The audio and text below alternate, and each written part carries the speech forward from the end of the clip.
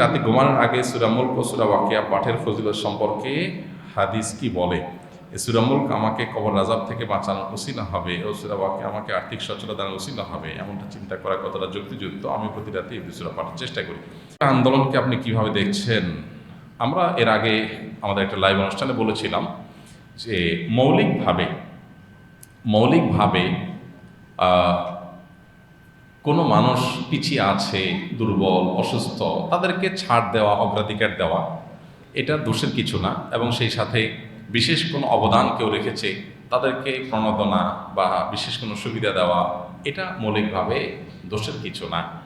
কিন্তু এটা যদি মাত্রা ছাড়িয়ে যায়, এটা যদি দেখা যায় যে 10 জন মানুষ কোনো একটা কাজে তাদের অবদান আছে, অথবা 20 জন মানুষ তারা পিছিয়ে থাকার কারণে তাদেরকে অগ্রাধিকার দেওয়া হবে, এরকম যদি নিয়ম থাকে কোনো সমাজে, আবার সাধারণ জনগোষ্ঠীর যে রেশিও বা পরিমাণ, ওইটার সাথে কম্পেয়ার করলে যদি এই কোটাটা পরিমাণে বেশি হয়, তো অবশ্যই সেটা সংস্কার করা উচিত, এবং অতিরিক্ত কোটা সেক্ষেত্রে অন্যায় হতে পারে।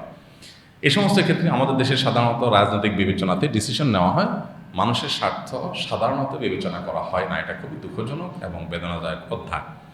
দেখুন, নবী করিম সাল্লাল্লাহু আলাইহি সাল্লামের সাহাবায়ে কেরাম যারা জিহাদ করেছেন বা যারা বিভিন্ন অবদান রেখেছেন দ্বীনের জন্য, তাদের আল্লাহর বিধান অনুযায়ী জিহাদ থেকে লব্ধ যে সম্পদ, সেগুলো বন্টনের ক্ষেত্রে তারা ভাগ পেয়েছেন। এর বাইরে রাষ্ট্রীয় সম্পদ থেকে বা অন্যান্য কিছু থেকে নবী করিম সাল্লাল্লাহু আলাইহি সাল্লাম তাদের বংশধরদেরকে ফ্যাসিলিটিস দেওয়া, এটা করেন নাই। আমাদের দেশে কোটার ক্ষেত্রে একটা জায়গাতে আমার গুরুতর আপত্তি আছে, এবং আমার আপত্তি করার কারণে হয়তো এক শ্রেণী মানুষ তারা আবার সেটা নিয়ে আপত্তি করবেন। সেটা হলো, আমাদের দেশে মেয়েদের চাকরি দেওয়ার ক্ষেত্রে কিছু কিছু জায়গায় তাদের কোটা এত বেশি রাখা হয়েছে যে ছেলেদের মধ্যে বেকারত্বের পরিমাণ দিন দিন বাড়ছে। এই যে আপনার নার্সিং পেশায় মেয়েদের কোটা অনেক বেশি, যার কারণে ছেলেরা চাইলেও এখানে রোগীদের সেবার কাজে আসতে পারছে না। মেয়েদের তারা দিনদারিতার মধ্যে থেকে তারা কাজ করতে পারে, তাদেরকে সুযোগ দেওয়া উচিত, তাদের জন্য এই সমস্ত কাজের ক্ষেত্রে ফ্যাসিলিটিস দেওয়া উচিত। শুধু কোটা না, ওখানে মেয়েদেরকেই একমাত্র অ্যাক্সেস দেওয়া উচিত, ছেলেদের দেওয়া উচিত না। যেমন মেয়েদের যেখানে সার্ভিস হবে, এরকম জায়গায় মেয়েরাই শুধু অ্যাক্সেস পাবে। তো এটা ইসলামের কথা বলে, ইসলাম এই কথা বলে, এখানে পুরুষদের অ্যাক্সেস দেওয়াই উচিত না। এখন দেখা যায় উল্টা করে ফেলানো হয়। তো এই কাজগুলো অনুচিত। বিশেষ করে মেয়েদেরকে অতিরিক্ত কোটা দিতে গিয়ে দেখা যায় পুরুষদের মধ্যে, ছেলেদের মধ্যে শত শত হাজার হাজার যুবক তারা রাস্তায় ঘুরছে, তাদের কোনো কর্মসংস্থান হচ্ছে না। একজন মেয়ে, তিনি যদি ডিভোর্সি হন, তিনি যদি কোনো কারণে নির্যাতিতা হন, বা তিনি কারণে পিছিয়ে পড়া থাকেন বা অভাবী থাকেন, তার চাকরির দরকার হয়, তিনি চাকরি করবেন। আবার ওই যে বললাম, মেয়েদের সার্ভিস রিলেটেড বিষয়গুলোতে মেয়েরাই সার্ভিস দিবেন, এগুলো ঠিক আছে, ইসলাম এগুলোর সাথে ইসলামের কোনো বিরোধ নেই। কিন্তু যেখানে জেনারেল জগৎ, সেখানে আপনি কোটা করে করে ছেলেদেরকে আপনার পিছে রাখবেন, তো এই ছেলেটা কী করবে? তারা সন্ত্রাসের দিকে যাবে, মাদকের দিকে যাবে। কাজে যদি ব্যস্ত থাকে, তাহলে সাধারণত অপরাধ প্রবণতা মানুষের মধ্যে এতটা থাকে না। তো এই জন্য কোটার ক্ষেত্রে সংস্কার জরুরি হয়ে পড়ে, যদি কোটা এই অযৌক্তিক রেশিওতে থাকে অবশ্যই।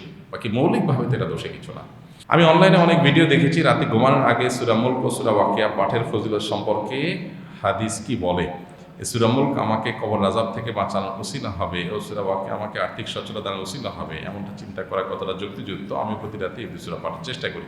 জি হ্যাঁ ভাই, অবশ্যই সূরা মুলক এবং সূরা ওয়াকিয়া কোরআনে কারিমের গুরুত্বপূর্ণ দুটি সূরা। এর মধ্যে সূরা মুলকের ফজিলত বিশুদ্ধ হাদিস দ্বারা প্রমাণিত, যে রাতের মধ্যে কোনো মানুষ যদি সূরা মুলক পাঠ করেন, শোয়ার আগে সূরা মুলক পাঠ করেন, আল্লাহ রাব্বুল আলামিন ওই ব্যক্তিকে কিয়ামতের ময়দানে ওই ব্যক্তিকে কবর আযাব থেকে রক্ষা করবেন। অতএব কবর আযাব থেকে রক্ষা পাওয়ার আশায় সূরা মুলক নিয়মিত পড়তে থাকা, এটা গুরুত্বপূর্ণ একটা আমল, এটা করা উচিত।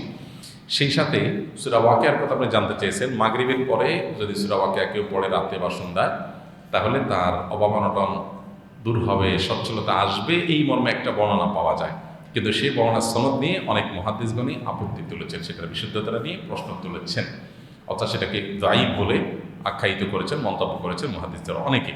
তবে সূরা মুলকের ব্যাপারে সন্দেহাতীতভাবে বিশুদ্ধ হাদিস দ্বারা প্রমাণিত হয়েছে যে এটি পড়লে আল্লাহ তাআলা কবর আযাব থেকে রক্ষা করেন। নিয়মিত এটি পড়ার চেষ্টা করা উচিত। একবার একজন দর্শক প্রশ্ন করেছেন, আমার কাছে অবাক লেগেছে, কত মানুষ আলহামদুলিল্লাহ আমলের জন্য কত সিরিয়াস থাকেন, আল্লাহর কত নেককার বান্দারা আছেন যারা আমাদের প্রেরণার কারণ আলহামদুলিল্লাহ। প্রশ্নটা ছিল এরকম যে, ভাই সূরা মুলক পড়লে কবর আযাব থেকে বাঁচা যায়, এই হাদিস আমি জানতে পেরেছি, জানার পর থেকে আমল শুরু করে দিয়েছি, কিন্তু জানার আগ পর্যন্ত আমি যে আমল করতে পারি নাই, বিশেষ করে আমার শৈশবে কৈশোরে আমার এই আমলটা করা হয় নাই, তাহলে আমার কি হবে? তো যদিও এটার উত্তর খুবই সিম্পল, যখন আমি জানছি তখন থেকে আমল শুরু করলে আশা করা যায় আল্লাহ তাআলা আমাকে এই ফজিলত দান করবেন। কিন্তু এই যে আগেরটা নিয়ে আমি চিন্তা করছি, এটা হলো আমলের প্রতি আগ্রহের প্রমাণ। অতএব আমলটা আমাদের করা দরকার। আল্লাহ তাআলা আমাদেরকে আমলের তৌফিক দান করুন। এরপরে দেখা যায় 2 পৃষ্ঠাব্যাপী প্রশ্ন, এটা মেহরবানি করে ব্যক্তিগতভাবে অথবা সুন্নাহ ফাউন্ডেশনে যোগাযোগ করে উত্তর জানার চেষ্টা করবেন। একজন বোনের প্রশ্ন সম্ভবত, আপনি মেহরবানি করে আমাদের ফাউন্ডেশনে যোগাযোগ করে অথবা ব্যক্তিগতভাবে জানবেন, কারণ অনেক বেশি বড় প্রশ্ন, এখানে পড়া কঠিন। সম্প্রতি আসন্না ফাউন্ডেশনের 3 লক্ষ বৃক্ষরোপণের উদ্বোধনী অনুষ্ঠান হয়েছে। বৃক্ষরোপণের গুরুত্ব সম্পর্কে আমরা বেশিরভাগ মানুষের সচেতন নই, এ বিষয়ে যদি কোনো কিছু বলতেন। ভাই, এ বিষয়ে তো আলহামদুলিল্লাহ প্রচুর কথা বলা হয়, এবং আমরা ইদানিং দেখতে পাচ্ছি ওলামা ইকরামও চতুর্দিক থেকে আলহামদুলিল্লাহ কথা বলছেন। বৃক্ষরোপণ করা একটা ইবাদত, একটা নেক আমল, এটা শুধু পার্থিব কাজ না। যদি কেউ গাছ লাগান, সে গাছ বড় হওয়ার পর যদি বড় হয়, সেটাতে পাখি মানুষ যত ফল ফসল খাবে, ছায়া পাবে, অক্সিজেন পাবে, সবগুলোর কারণে সে আল্লাহর কাছে সওয়াব পাবে। এই জন্য গাছ তো শুধু ফলের গাছ না, এটা সওয়াবেরও গাছ। এই জন্য এই গাছটা লাগানো উচিত, সদকা জারিয়া। যে কোনো গাছ আমরা লাগাইলে, উপকারী গাছ লাগালে তার সওয়াব আল্লাহ তাআলার কাছে আমরা পাবো ইনশাআল্লাহ। আমার একটি ঘটনা, একজন ভাই চট্টগ্রামের আমাদের আসন্না ফাউন্ডেশনের সদস্য, তিনি তার একটা ঘটনা আমাকে শুনিয়েছেন। আমি তখন অবশ্য দেশের বাইরে ছিলাম, সম্ভবত দুবাইতে ছিলাম বা মালয়েশিয়াতে ছিলাম। উনি আমাকে ফোনে তার একটা নিজের একটা ভালো অভ্যাসের কথা আমাকে শোনালেন। শুনে আমি খুব উৎসাহিত হলাম, অনুপ্রেরণা পেলাম, এবং আমি নিজেও চিন্তা করলাম এটা তো আমি নিজেও আমল করি না। আর বিষয়টি হলো এরকম, উনি বলেছেন যে আমি যত ফল খাই, আম, জাম, লিচু, কাঁঠাল, যত রকমের ফল খাই, আমি কোনো ফলের বীজ ফেলে দেই না। সাধারণত যে এখন আমের সিজন চলছে, আমরা আম খেয়ে বিচিটা কি করি, ময়লার সাথে ফেলে দিই। তো উনি বলেছেন যে আমি এই বিচিগুলো ফেলি না, যে কোনো খাবার খাই আমার সাথে একটা পলিথিন ব্যাগ কিছুটা থাকে, ওইটাতে আমি বিচিগুলো রেখে দিই, এবং গায়ে দিয়ে যখন যেতে থাকি, ডানে বামে রাস্তার ধারে কাছে সুন্দর মাটি টাটি আছে, এরকম জায়গা বিচিগুলো আমি ফেলে দিতে থাকি, ফেলতে ফেলতে যেতে থাকি। তো আমার উদ্দেশ্য যে আরেকজনের গাছ পথ বা রাস্তার ধারে আমি যদি 10টা 20টা 50টা 100টা বীজ ফেলি, তাহলে এখান থেকে যদি একটা গাছও টিকে যায় আর এটা বড় হয়, তো আল্লাহর কাছে আমি এটা সওয়াব পেতে পারি।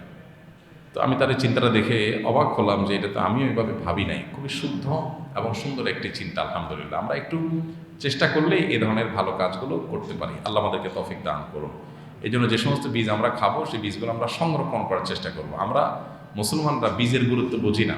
গোটা পৃথিবীতে যত খাদ্য উৎপাদন হয় সব থেকে হয়, এই মেজরিটি বীজ থেকেই হয়। আপনি কলম বলেন, অন্য যত সিস্টেম আছে, এগুলোর মূলে গেলে বীজ, বীজ ছাড়া তো ওই কলমও আসে নাই। তো এই জন্য বীজ সংরক্ষণ করা খুবই গুরুত্বপূর্ণ একটা কাজ। আমরা এই বীজের ব্যাপারে বেশিরভাগ মানুষই উদাস, এই উদাস থাকা আমাদের উচিত না। বিশেষ করে বৃক্ষরোপণের যে কাজ, এই কাজের জন্য আমাকে আল্লাহ জায়গা দেন নাই, আমি জমি নাই নিজস্ব, বৃক্ষ লাগাতে পারি নাই, আমি যে ফলগুলো খাচ্ছি এগুলোর বীজগুলো যদি মানুষের জমিতেও ফেলে দিয়ে যাই, তার প্রয়োজনে সে যদি কেটে ফেলে গাছ হওয়ার পর ভিন্ন কথা, কিন্তু 2-4টাও যদি টিকে যায়, জায়গা মতো পড়ে, সব বীজ যে গাছ হবে তা না। যদি কিছু গাছ হয় আর 2-1টাও টিকে যায়, তাহলে আল্লাহর কাছে এটা আমার সওয়াবের একটা গাছ হয়ে গেল। কবরে গেলে এটা সওয়াব, যতদিন গাছ থাকবে আমি পেতে থাকবো ইনশাআল্লাহ। তো এই অভ্যাসটা আমরা করতে পারি। আল্লাহ আমাদেরকে তৌফিক দান করুন।